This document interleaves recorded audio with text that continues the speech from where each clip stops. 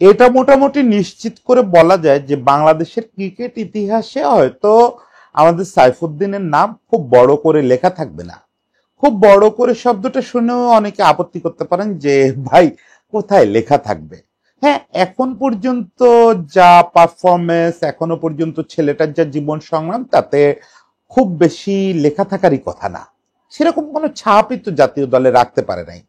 এই যে মাঝে মাঝে দীর্ঘ বিরতির পর একবার করে দলে ফেরে, একটু পারফর্ম করে, আবার বাদ পড়ে যায়। আসলে সাইফুদ্দিন ক্রিকেট ইতিহাসে কি? হয়তো তেমন কিছুই না। যদি আগামীকাল থেকেও সাইফুদ্দিন তার ক্যারিয়ার সেরা পারফর্ম করা শুরু করে বাকিটা জীবন, তাও আসলে বাংলাদেশের ক্রিকেটে একদম ইতিহাসের একটা বই হয়ে যাওয়ার সম্ভাবনা খুব কম। কিন্তু একটা জায়গায় আমি সাইফুদ্দিনকে যে কারো চেয়ে আগায় রাখবো, সেটা হচ্ছে সাইফুদ্দিনের ফাইটিং। এই ছেলেটাকে সেই 2014-15 থেকে আমরা দেখে আসতেছি। 2016-তে আন্ডার-19 ওয়ার্ল্ড কাপ খেলছে। সেই থেকে এই ছেলেটা ভাগ্যের সঙ্গে, ইনজুরির সঙ্গে, করোনার সঙ্গে, নির্বাচকদের সঙ্গে, বন্যার সঙ্গে, হেন কোনো বিষয় নাই যার সঙ্গে সে ফাইট করে নাই। এবং সবচেয়ে বেশি ফাইট করে যাচ্ছে ইনজুরির সঙ্গে। এবং বারবার চেষ্টা করতেছে নিজের বদলায় ফিরে আনার। আমি বলি যে ওর মতো স্ট্রিট ফাইটার, একদম আক্ষরিক অর্থে স্ট্রিট ফাইটার। আপনি যদি ভিডিও গেমের কথা ভাবেন, ভিডিও গেম, আর যদি আমেরিকার স্ট্রিট ফাইটারদের কথা ভাবেন, সেই স্ট্রিট ফাইটার। যেভাবেই দেখেন, সাইফুদ্দিনের চেয়ে বড় ফাইটার আমাদের ক্রিকেটে খুব বেশি জন্মায় নাই, সম্ভবত জন্মাই নাই। আজকে সাইফুদ্দিন যখন আবার জাতীয় দলে আসছে, লাস্ট ম্যাচটা প্রাণান্ত চেষ্টা করে জিতাতে পারে নাই, সেরকম একটা অবস্থায় সাইফুদ্দিনের এই ফাইটিং ক্যারেক্টারটা নিয়ে, আমি সাইফুদ্দিনের ক্রিকেট নিয়ে খুব একটা আলোচনা করতে আগ্রহী না। সাইফুদ্দিনের এই যে ফাইটিং ক্যারেক্টার, এইটা আমি একটু গল্প করতে চাই, যে চোখের সামনে কি কি ফাইট দেখছি তার, সেটা একটু গল্প করতে চাই। দেখেন, আমাদের 2016 আন্ডার-19 ব্যাচটা, এটা একটা রহস্যময় ব্যাচ। এই ব্যাচটা আমাদের তখন পর্যন্ত ইতিহাসে সবচেয়ে ভালো রেজাল্ট করে আনছিল আন্ডার-19 ওয়ার্ল্ড কাপে। তখন সেবার আমরা কোয়ার্টার ফাইনাল খেললাম, না সরি, সেমিফাইনাল খেললাম। তো এর আগে তো আমরা প্লেট পর্বই খুব একটা পার হতে পারি নাই। এমনকি 2006-এ আমাদের ইতিহাসের সেরা দল সাকিব, তামিম, মুশফিকদের দল নিয়ে গিয়েও আমরা এই লেভেলে পারফর্ম করতে পারি নাই। হ্যাঁ, পরে আকবররা সে সবকিছুরে ছাপায় গিয়ে তো ট্রফি জিতে ফেলছে। কিন্তু 2016-তে ওইটা ছিল স্মরণকালে সেরা পারফরমেন্স। কিন্তু খুব ইন্টারেস্টিংলি ওই দল থেকে আমরা খুব বেশি তারকা পাই নাই। অ্যাকচুয়ালি জাতীয় দলে সেটেলড খেলোয়াড় পাইছি দুইজন মাত্র, মিরাজ আর শান্ত। কিন্তু ওই দলের সবচেয়ে প্রমিনেন্ট খেলোয়াড়, ওই দলের মেম্বাররাও মনে করতো সেটা হচ্ছে সাইফুদ্দিন। কারণ হি ওয়াজ এ জেনুইন অলরাউন্ডার। ওর ছোটবেলার কোচ থেকে শুরু করে যতজনের সঙ্গে কথা বলছি, যতজনের কাছ থেকে গল্প শুনছি, সবাই বলে যে ওরে আসলে আমরা জোর করে বোলার বানায় রাখছি। ও একটা genuine allrounder, genuine pace bowling allrounder. এবং 2014 সালে ওর কিন্তু মজার ব্যাপার, একদম আন্ডার-19 ওয়ার্ল্ড কাপও খেলার আগে ওর ফার্স্ট ক্লাস অভিষেক হয়েছে। এবং ও, মীরা, শান্ত আর ওরা তিনজন হচ্ছে আমাদের অনেকটা ঘরের ছেলে। মানে ওদেরকে বাংলাদেশের ক্রিকেট ভক্তরা, ক্রিকেট সাংবাদিকরা সবাই 13-14 বছর বয়স থেকে চেনে, যে এই তিনটা ছেলে একটু আগাবে, একটু কিছু করবে। ফলে 2014-তে, হ্যাঁ 2014-তে যখন ফার্স্ট ক্লাস অভিষেক হলো, তখন থেকেই ও আলোচনায় আছে। এবং আলোচনায় থাকার একটা দারুণ কারণ, যে সেই সময় আমরা একটা ভালো পেস বোলিং অলরাউন্ডার খুঁজতেছিলাম। এখন আপনি বলতে পারেন যে কোন সময় খুঁজি নাই। হ্যাঁ, সত্যি কথা, সেই মাশরাফি থেকে শুরু করে আমরা তো বারবার পেস বোলিং অলরাউন্ডার খুঁজছি, এখনো পর্যন্ত প্রপার পাই নাই। সর্বশেষ মৃত্যুঞ্জয়ের নিয়ে স্বপ্ন দেখতেছি আমরা, তাও একটা প্রপার অলরাউন্ডার পাই নাই। এখন এমনকি অনেকে প্ল্যান করতেছেন যে তানজিম সাকিবরে দিয়ে ওটা হয় কিনা। এটা অবশ্য আমার কাছে মনে হয় যে বিপজ্জনক হইতে পারে, একটা ইরফান পাঠান কেস হইতে পারে। ইরফান পাঠান রে ইন্ডিয়া অলরাউন্ডার বানাইতে গিয়ে পুরো খেলোয়াড়টাই শেষ হয়ে গেল, ওই কেস হইতে পারে তানজিম সাকিবের ক্ষেত্রে। ফলে এইটা ভেবে চিন্তে করতে হবে। কিন্তু সাইফুদ্দিন 2014-15 থেকেই আমাদের জন্য রেডি অলরাউন্ডার ছিল, পেস বোলিং অলরাউন্ডার, যেটা আমাদের একটা স্পেস 5-6 খুব জরুরি। এরকম একটা ছেলে যে আপনাকে ফিফথ বোলার, ফোর্থ বোলার হিসাবে জেনুইন পেস বোলিং করে দেবে, দরকার হলে নতুন বলে বল করবে, আবার 5-6 ব্যাট করবে। কত অসাধারণ একটা ব্যাপার না? এবং তখন সাকিব আছে, সাকিব থাকা অবস্থায় যদি ওরকম একটা জেনুইন পেস বোলিং অলরাউন্ডার থাকে, মানে আমরা 12-13 জন নিয়ে ম্যাচ খেলতে পারি, কি একটা অসাধারণ ব্যাপার। সেই থেকে সাইফুদ্দিন কখনোই সেই স্বপ্নটা আর পূরণ করতে পারে নাই। কেন পূরণ করতে পারে নাই? আপনারা ভাববেন যে বোধহয় পারফর্ম করতে পারে নাই। পারফরমেন্সের কথা তো অনেক পরে।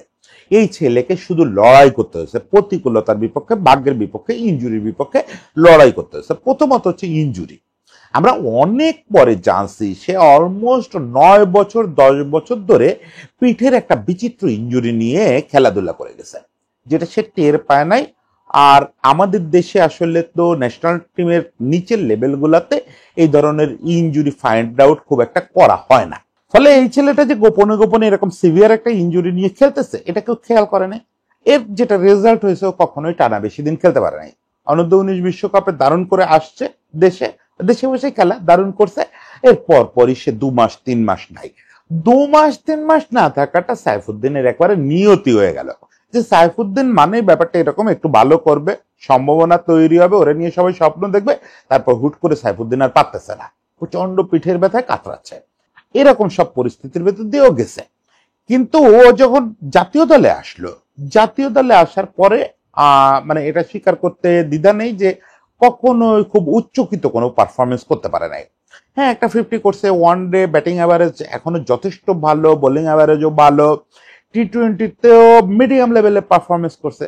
কিন্তু যেটা বলে না ঝলসায় দেওয়া, ওই ঝলসায় দেওয়া পারফরমেন্স আসলে করার সুযোগই পায় নাই। কারণ এটা করতে গেলে তো আপনাকে ধারাবাহিকভাবে খেলতে হবে। দেখেন 2019 সালে আমি বলি সাইফুদ্দিনের জন্য ওইলেও হতে পারতো একটা সেরা বছর। মানে ওখান থেকেই তার একদম টেক অফটা হইতে পারতো, যে ওখান থেকে এখন পর্যন্ত সে দলের সেরা পারফরমার। 2019-এর শুরুর দিক থেকে ওরকম ইনজুরিতে ভুগতেছিল, এমনও হইলো যে ওর শুধু ব্যাটসম্যান হিসাবে খেলতে হবে। পরে অনেক চেষ্টা চরিত্র করে ও ব্যাটসম্যান এবং বোলার দুটো হিসাবেই খেললো, ডিপিএল খেললো। স্টিল আমি মনে করতে পারি আবাহনীর হয়ে একটা ম্যাচ ওদের পরপর 2 ম্যাচে 5 উইকেট নিয়েছিল। 5 উইকেট নেওয়াটা ব্যাপার না, মিরপুরে আবাহনীর হয়ে একটা ম্যাচে তার বোলিং স্টিল আমার চোখে লেগে আছে। মানে সাইফুদ্দিন বলতে আপনারা যেমন বোঝেন না যে 5th বোলার বা 6th bowler, medium pace bowler, এটা না। সাইফুদ্দিনের ওই 2019-এ আমি যে বোলিং দেখছি, এটা শোনা কথা না বা অমুকে আমার সাজেস্ট করছে তা না, ইট ওয়াজ ট্রিমেন্ডাস। সে একবার ফ্রন্ট লাইন বোলারের মতো বল করছে, কি পেস, কি বাউন্স, কি সুইং। ওই সময় সাইফুদ্দিন বাংলাদেশের যে কোনো প্রথম সারির ফাস্ট বোলারের সঙ্গে ফাইট করার যোগ্যতা ছিল। হ্যাঁ, আজকের দিন তানজিম সাকিব বা নাহিদ রানারা যেরকম 140 থেকে 150 বল করে তা তো না। তখন আমাদের ফ্রন্টলাইন বোলারদের পেসই ছিল 130 135। ও 135 প্লাস বল রেগুলার করতো, তার সঙ্গে দুর্দান্ত সুইং, দুর্দান্ত মুভমেন্ট, দুর্দান্ত বাউন্স। সে কি খেলা! মিরপুরের মরা উইকেটে ঝড় তুলে ফেলছিল এবং এখানে 5 উইকেট পাইছিল। সম্ভবত ভেরি নেক্সট ম্যাচেও 5 বা 6 উইকেট পাইছিল। ফলে সাইফুদ্দিনের নিয়ে তখন আমরা দারুণ এক্সাইটেড, এবং ব্যাটে রেগুলার ওই লিগে রান পাচ্ছিল, একটা দুটো 50 করলো। এই অবস্থায় সে ওয়ার্ল্ড কাপ খেলতে গেলে ওয়ার্ল্ড কাপে গিয়ে খুব ভালো করতে পারলো না। এটা বড় সমস্যা না, একটা ছেলে একটা টুর্নামেন্টে প্রত্যাশা পূরণ নাই করতে পারে। মানে ও জাতীয় দলে এখনো পর্যন্ত যা খেলছে তা নিয়ে আমি হতাশ না কখনো। ওকে পারফরমেন্স, সবসময় ওকে পারফরমেন্স। আমার মনে হয়েছে যে এই সিরিজটাও মানায় নিচ্ছে, নেক্সট সিরিজেই পারবে। নেক্সট সিরিজ তো আর আসে না ওর জীবনে, ওর পরপর 2 সিরিজ খুব একটা আসে নাই। 2019-এ বিশ্বকাপ খেলে ফেরার পরপরই শুরু হলো করোনা, এবং করোনায় তো সবাই যার যার বাড়ি আটকে গেল। সাইফুদ্দিনের কিন্তু একটা ব্যাপার আছে, এখনো সেটা আছে কিনা আমি শিওর না, যে সাইফুদ্দিনের কিন্তু ঢাকায় কোনো ফ্ল্যাট নাই। এখন হয়েছে কিনা আমি জানি না। একটা লম্বা সময় পর্যন্ত 2022-23 পর্যন্ত আমি ভালোই খোঁজ খবর রাখতাম, সে পর্যন্ত ঢাকায় কোনো আস্তানা ছিল না। আমাদের ক্রিকেটারদের এমনিতেই একটু হোম সিকেরা, ছুটি ছাটা পাইলে, এই যে এখন একটা ভালো ছুটি পাইছে, ক্যাম্প শুরু হবে কদিন পরে, স্কিল ক্যাম্প, তার আগ পর্যন্ত বোধ হয় 12-14 দিন ছুটি কাটাবে, সবাই বাড়ি চলে গেছে। যারা ঢাকার বাইরে ছিল তারা সবাই বাড়ি গেছে। কিন্তু সাইফুদ্দিনের ব্যাপারটা ওই রকম না। সাইফুদ্দিনের আসলে থাকতো হচ্ছে ওই যে একাডেমি ভবনে, যেটুকু সময় ঢাকায় থাকতে হতো নিতান্ত, আর না হয় ফেনী। ওর জীবনটাই ফেনী। ও ওই যে ফেনীতে চলে গেল করোনার সময়, ফেনীতে গিয়ে আটকে গেল। সবাই তো আটকে গেল যার যার জায়গায়, কেউ ঢাকায় ভাড়া বাসায় আটকে গেল, এক জায়গায় লকডাউন হয়ে গেল। সাইফুদ্দিন কি করলো, তখন আমাদের বেশ কয়েকজন পেসার নিজেদের মতো করে ইনোভেটিভ বিভিন্ন প্র্যাকটিস করছে।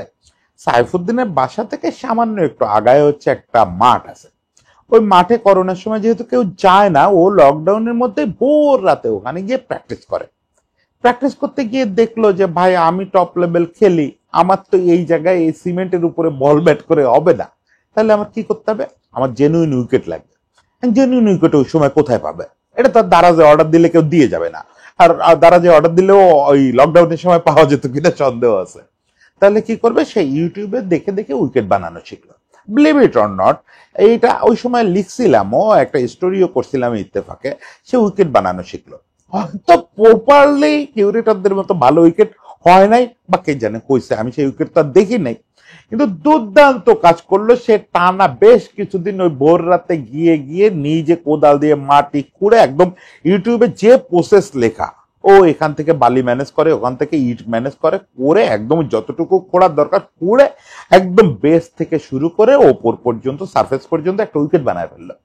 এটা আপনি কল্পনা করতে পারেন?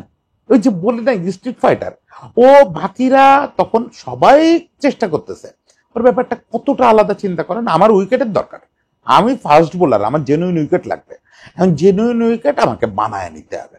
সে সেটা বানায় নিল, এবং বানায় নিয়ে সে প্র্যাকটিস করলো অমুক তমুক। এরপরে যখন করোনা শেষ হলো 2020-এর দিকে, দারুণ খেললো শুরুতে, আবার ইঞ্জুরিতে পড়লো, খুব বাজে রকমের ইঞ্জুরিতে পড়লো।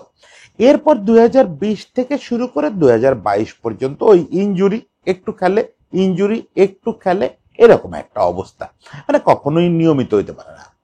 2022, হ্যাঁ 2022-এ দেখেন সে যে চমকটা দেখালো, মানে এটা আর এক ভয়ঙ্কর ইতিহাস, মানে এটা আবার স্পোর্টিং সেন্সে একটা ভয়ঙ্কর ইতিহাস। 2022-এ 2021-এ বোধহয় ওরে বিপিএল এর ইয়েতেই রাখা হলো না, আপনার নিলামেই রাখা হলো না। এটা নিয়েও একটু অশোভন একটা কাজ করছিল। খুব ইয়ে ছেলে জানেন, র ছেলে। এখন একটু মাঝে মাঝে কথা বললে বুঝি যে একটু পরিণত হয়েছে, কিন্তু ওই সময় খুব র ছিল। যা মনে, ও কখনো মনের কথা সাংবাদিককে বলা যাবে না, মনের কথা ফেসবুকে লেখা যাবে না, এই ডিফারেন্সিয়েট করতে পারতো না। তখন রোবটের মতো ছোট ছোট করে কথা বলতো। আমার সাইফুদ্দিনের কথাটা এত ভালো লাগতো, ঠিক রোবটের মতো। আপনারা ওই যে রোবোকপে দেখছেন না, কাট কাট কাট কাট শব্দ বলে, মনে যা আছে সবটুকু বলে দেবে।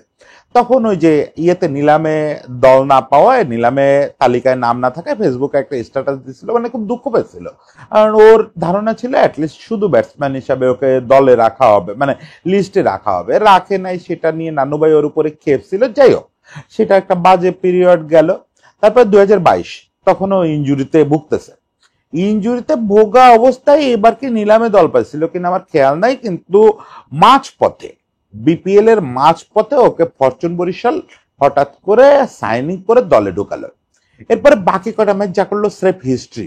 9টা ম্যাচ খেললো, বোধহয় 15 বা 16টা উইকেট নিল, তখন পর্যন্ত সেরা পারফর্মার। কার্যত বরিশালরে একা হাতে চ্যাম্পিয়ন বানায় দিল, একা হাতে চ্যাম্পিয়ন বানায় দিল। ওই বছরই ঢাকা লিগ খেলতে নামলো, সেটাও ওই সিরিজের মাঝপথে, মানে লিগ চলা অবস্থায় শুরুর দিকে খেলতে পারে নাই, পরে নামলো, নেমে ওই বছরও সেরা বোলারদের একজন হলো, ব্যাটে টুকটাক রান করলো, মানে আবার সে লাইমলাইটে চলে আসলো।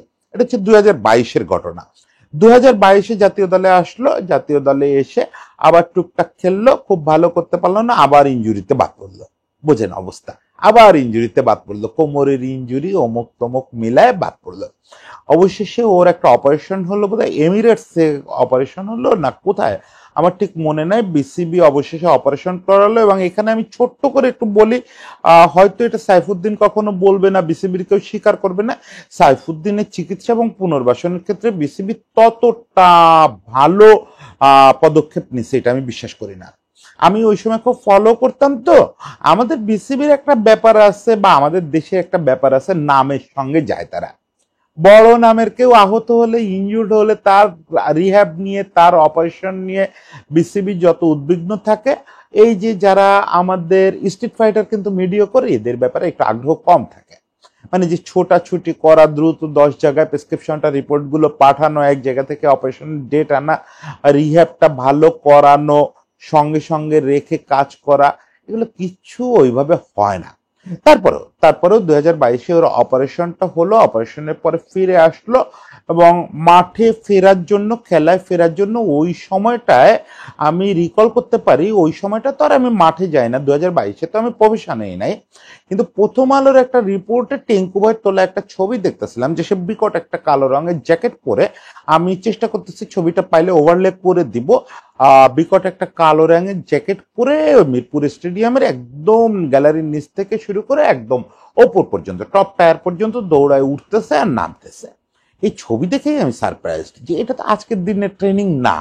এরকম একটা ট্রেনিং মহিন্দর অমরনাথ সেই আর্লি 90s বাংলাদেশ দলের করাইতেন, কিন্তু এখনো ও কেন করতেছে? এবং পরে জানলাম যে জ্যাকেটটা পরে করতেছে, কালো রঙের ওই জ্যাকেটটা, ওটা ওজন 10 কেজি বা 12 কেজি এরকম। ও ইচ্ছা করে ওই জ্যাকেটটা পরছে। পরে আমি খোঁজ খবর নিলাম, বা প্রথম আলো একটা রিপোর্টও করলো যে ওর ফিটনেস এবং স্ট্রেংথ বাড়ানো এটা খুব জরুরি হয়ে পড়ছিল।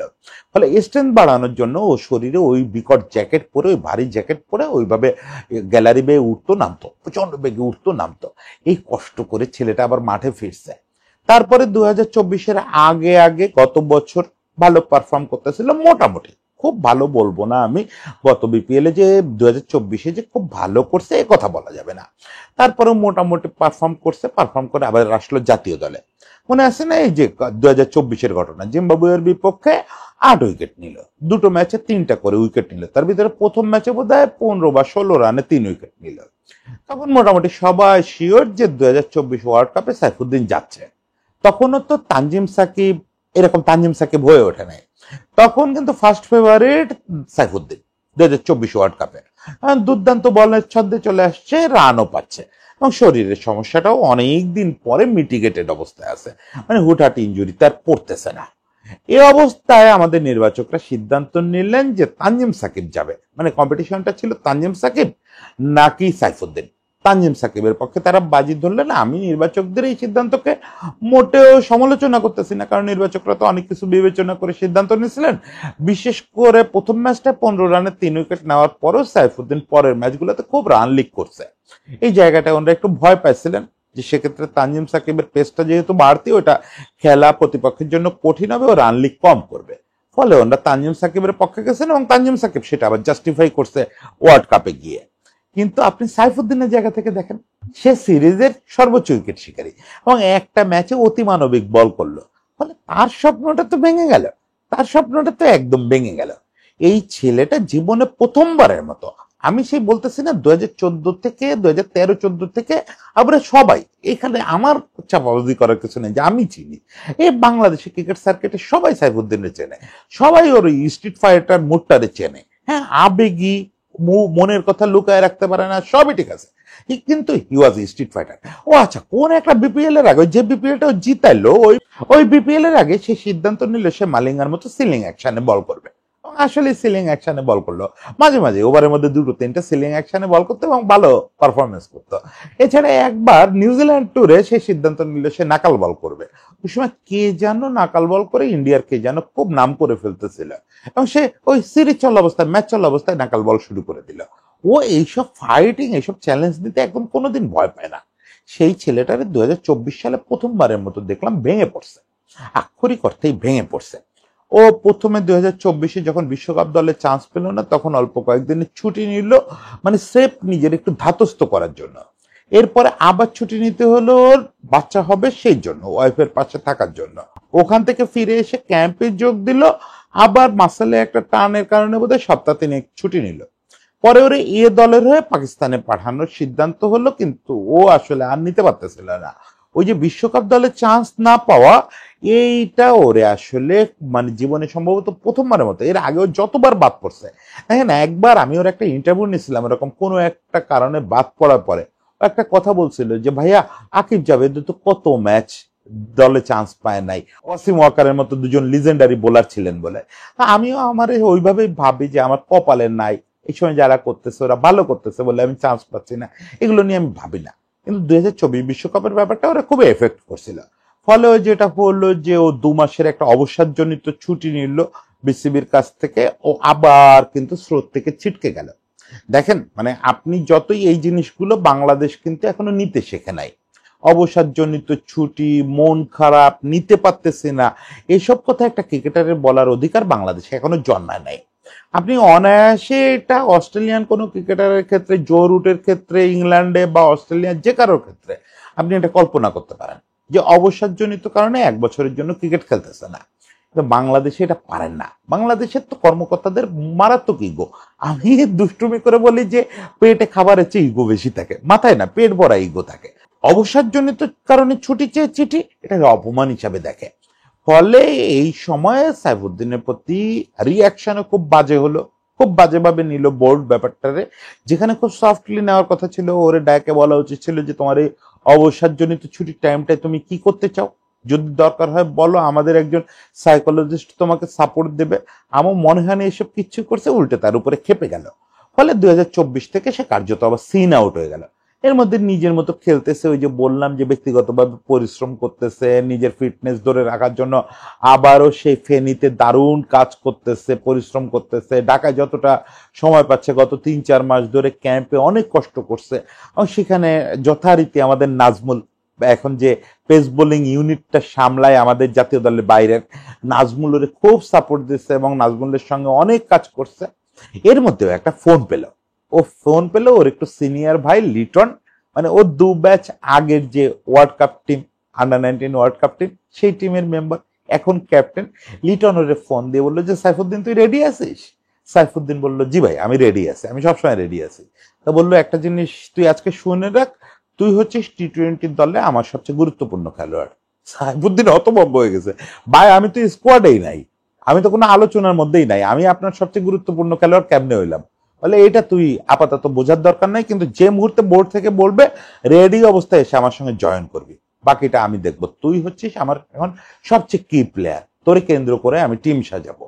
লিটনে তো বড় একটা কথা বলায়, বললাম না যে খুব আবেগী ছেলে, মানে বাইরে রোবটের মতো কথা বলে কিন্তু ভেতরে একদম আবেগী, নরম একটা ছেলে, খুব নরম একটা ছেলে।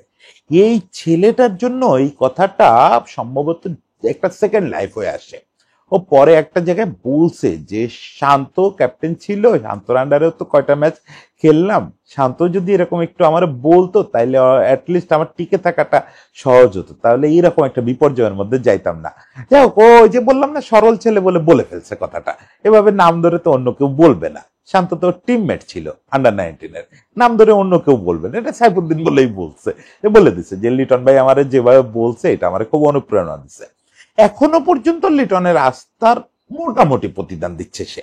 আমি বলবো না যে বিরাট কিছু করে ফেলছে, কিন্তু শ্রীলঙ্কায় যা করছে, পাকিস্তানের বিপক্ষে যা করছে, হি ওয়াজ ওকে। আবার ওই শব্দটা বলি ওকে, মানে খুব ফাটায় দিচ্ছে, খুব দারুণ করছে তা না, কিন্তু চলনসই একটা পারফরমেন্স করছে। বিশেষ করে পাকিস্তানের এগেনস্টে লাস্ট ম্যাচটায় 8-9 নম্বরে নেমে একটা ইনিংস খেলছে, যেটাতে সে চেষ্টা করছে ম্যাচ যদি বাঁচানো যায়।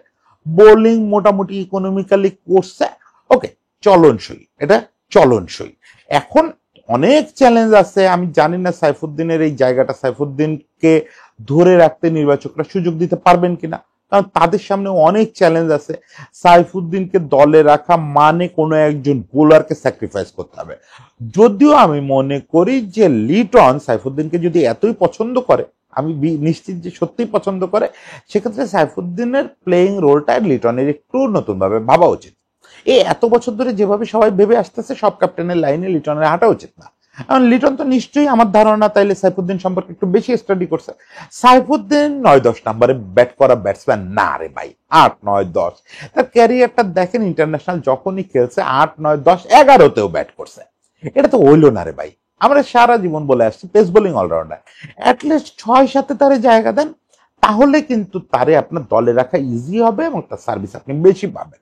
এখন যেটা হচ্ছে, এখন যখন তারে আপনি শুধু একটা মিডিয়াম পেসার হিসাবে খেলাচ্ছেন, তখন তার কম্পিটিশন হচ্ছে মুস্তাফিজের সঙ্গে। এখন মুস্তাফিজ আর সে দুজনকে দলে রাখা আমাদের এই বিলাসিতা করার সুযোগ নাই। দুজন স্লো বোলার দলে আমরা রাখতে পারবো না। আমাদের যেহেতু বেশ কয়েকটা স্পিড স্টার আছে, আমাদের টি-20 দলে বাকি পজিশন গুলোতে স্পিড বোলাররাই খেলবে, সর্বোচ্চ শরীফুলের মতো একজন সুইং বোলার খেলবে, কিন্তু দুজন স্লো বোলার আমরা রাখতে পারবো না। এখন সাইফুদ্দিন তো আর সেই 2019-এর মতো 135-40 বল করতে পারবে না।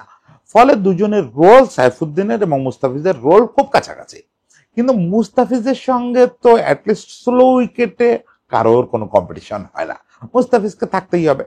আর মুস্তাফিজের সবচেয়ে বড় স্পেশালিটি হচ্ছে ডেথ ওভার। ডেথ ওভারে তো সাইফুদ্দিন অত ভালো না, ফলে মুস্তাফিজ সুস্থ আছে এরকম অবস্থায় সাইফুদ্দিনের পক্ষে থাকা খুব কঠিন। এখন যদি এমন হয় সত্যি সত্যি সাইফুদ্দিন 6 বোলার, বোলিং অলরাউন্ডার এরকম একটা রোলে খেলে, তাহলে কিন্তু আবার সিনারিওটা একদম বদলে যাবে। তখন আমাদের দেখেন বাড়তি বোলিং অপশন হিসাবে যোগ হবে হচ্ছে সাইফুদ্দিন, শামীম এরা। মূল সেট আপে এরা থাকবে না, মূল বোলিং সেট আপে এরা থাকবে না। এরা 6-7 এই জায়গাগুলো অকুপাই করবে, অকুপাই করে এরা দলকে আরো বেশি লম্বা বানাবে। 13 জন 14 জন খেলোয়াড় নিয়ে আমরা একটা T20 খেলতে নামবো। এটা অসাধারণ একটা ব্যাপার হবে। ফলে ওর রোলটা রিডিফাইন করতে পারলে ওকে আমরা এশিয়া কাপে, ওয়ার্ল্ড কাপে অনায়াসে কাজে লাগাইতে পারবো। সেটা ওকে না, খুব ভালোভাবেই কাজে লাগাইতে পারবো। কিন্তু মুশকিল হচ্ছে এখন যেভাবে রাখা হচ্ছে তাতে মুস্তাফিজের প্রতিদ্বন্দ্বী হিসাবে তার পক্ষে সার্ভাইভ করা কঠিন হবে। মুস্তাফিজই আরো 3-4 বছর তাই থাকবে। তো যাই হোক, সাইফুদ্দিনের ভবিষ্যৎ কি হবে, সাইফুদ্দিন কোন পর্যন্ত পৌঁছাবে, সেটা তো আমাদের আলোচনার গল্প ছিল না। গল্প ছিল স্ট্রিট ফাইটার। স্ট্রিট ফাইটারের শেষ গল্পটা বলে শেষ করি। 2024 গত বছর এই যে আগস্টের পর এই কাছাকাছি সময় একটা ভয়াবহ বন্যা হলো না ফেনী, লক্ষ্মীপুর এই এলাকাটায়। হঠাৎ করে 1-2 রাতের মধ্যে পুরো এলাকাটা পানির নিচে চলে গেল। আমি হঠাৎ খুব কনসার্ন হয়ে পড়লাম, কারণ এমনিতে তো খোঁজ খবর না রাখলেও কি হয় যে কোন খেলোয়াড় কোথায় কি করতেছে এটুক তো চোখের সামনে আসে, কন্টেন্ট দেখি, নিউজ দেখি। আমি জানি যে কদিন আগে সাইফুদ্দিন গ্রামের বাড়ি গেছে, মানে ফেনী শহরেও না, ও গ্রামের বাড়ি গেছে। ও যে ওই উইকেটটা বানাইছিল বা ওইখানে ও কিন্তু একটা খামার করছে এবং পরে ওখানে একটা একাডেমির মতো করছে, অনেকগুলো নেট বানাইছে, ওখানকার বাচ্চাদের নিয়ে কাজ করে। ওই নিজে খেলার পাশাপাশি বাচ্চাদের ক্রিকেট শেখায়, ক্রিকেট বলে বিভিন্ন ট্রেনিং করে, একটা সেট আপই করে ফেলছে ওখানে গ্রামের বাড়িতে। অনেকগুলো নেট টেট করে ভালো একটা জায়গা করে, প্রফেশনাল একাডেমি মনে হয় না, কিন্তু বাচ্চাদের নিয়ে খেলাধুলা করে ওই গ্রামের বাড়িতে। এটা আমি জানতাম। এবং ওর গ্রামের বাড়িতে যে জায়গায় আমি শুনছি যে আগের রাতে এক রাতে ওই জায়গাটা পুরো কয়েক ফিট পানির নিচে চলে গেছে। তাহলে সাইফুদ্দিনের কি হয়েছে, সাইফুদ্দিনের সঙ্গে থাকা বাচ্চাগুলোর কি হয়েছে? আমি একটু খুবই চিন্তিত হয়ে পড়লাম, চেষ্টা করলাম সাইফুদ্দিনের রিচ করার, ফোনে পাচ্ছিলাম না। ফেনীতে আমার যত পরিচিত লোক ছিল সবাই নক করতেছে, ভাই কে তখন কারে পায়, ইয়ানফসি অবস্থা। আমাদের কিছু আত্মীয় স্বজন, বন্ধু বান্ধব তারাও ফেনীতে ছিলেন, আমার এক কলিগের ফুল ফ্যামিলি নিখোঁজ অবস্থায় ছিল, কে কারে খুঁজে পায়। এর মধ্যে ফেসবুকে স্ট্যাটাস দিলাম, সৌভাগ্যক্রমে ওর এক বন্ধু, নাম মনে করতে পারতেছি না, নিহাল বা কেউ একজন, উনি আমাকে মেসেজ করে বললেন যে সাইফুদ্দিন সেফ, সাইফুদ্দিন ওই গ্রাম থেকে চলে আসতে পারছে, ওর যে বাচ্চাদের নিয়ে কাজ করে ওদেরও সেফ করা গেছে, সাইফুদ্দিন শহরে ওর বাসায় এসে উঠছে। ফাইন, শহরে এসে ওর বাসায় উঠছে, তাহলে স্বস্তি পেলাম আমরা? না, সাইফুদ্দিন স্বস্তি পায় নাই। সাইফুদ্দিন ওখানে বসে শুরু করছে নতুন ফাইট। যে লোকের ওখান থেকে স্বাভাবিক আপনার ইনস্টিংক্ট কি বলে যে আপনি ও গ্রামের ওই বিপর্যয়ের মধ্যে থেকে জীবন বাঁচায় শহরে আসতে পারছেন, আপনি এখন যে কোনো মূল্যে ঢাকায় চলে আসবেন বা আরো বেটার কোনো জায়গায় যাবেন, অ্যাটলিস্ট ফেনীতে আপনার আরামদায়ক ফ্ল্যাটটায় বসে থাকবেন। না, এই ছেলে বসে থাকে নাই। ওই যে বলি স্ট্রিট ফাইটার, এই ছেলে রাস্তায় নেমে পড়ছে। রাস্তায় নেমে পুরো মহল্লার লোকেদের রেগুলার যা সুপে ও পানির ব্যবস্থা করা, অমুক তমুক, এবং গ্রামের বাড়ির যত আত্মীয় স্বজন বা ওর গ্রামের যে গ্রামটা, ওই গ্রামের লোকজনকে উদ্ধার করে শহরে এনে নিজেদের বিল্ডিং এ তোলা, বিভিন্ন জায়গায় আশ্রয় দেওয়া, এইগুলা নিয়ে ব্যস্ত হয়ে পড়ছে। তখন আর মাথায় ক্রিকেট নাই, তখন মাথায় শুধু প্রাণ, শুধু মানুষ, শুধু লড়াই। এই হচ্ছে সাইফুদ্দিন। এই সাইফুদ্দিন ওই যে বলছে যে ইতিহাসে হয়তো, ক্রিকেট ইতিহাসে হয়তো নাম লেখা থাকবে না, না আমি যদি কোনোদিন ছোট্ট একটা মানুষের ইতিহাস লিখতে পারি, যে কতগুলো মানুষ দেখছি, লড়াকু মানুষ দেখছি, সেই লিস্টটায় অবশ্যই সাইফুদ্দিনের নাম রাখবো। এই কারণেই আমি তাকে স্ট্রিট ফাইটার বলি। স্ট্রিট ফাইটারের জন্য অনেক শুভকামনা। আশা করি সব ইকুয়েশন মিলায় টিলায় এশিয়া কাপ, বিশ্বকাপ খেলে ফেলবে, একবার অন্তত প্রুফ করে দিবে তারে নিয়ে দেখা এই 10-15 বছরের স্বপ্ন মিথ্যে না। সে আসলেই আমাদের একটা স্বপ্নের বোলিং অলরাউন্ডার। সেই স্ট্রিট ফাইটার বোলিং অলরাউন্ডারের জন্য অনেক শুভকামনা থাকলো। সবাই ভালো থাকবেন।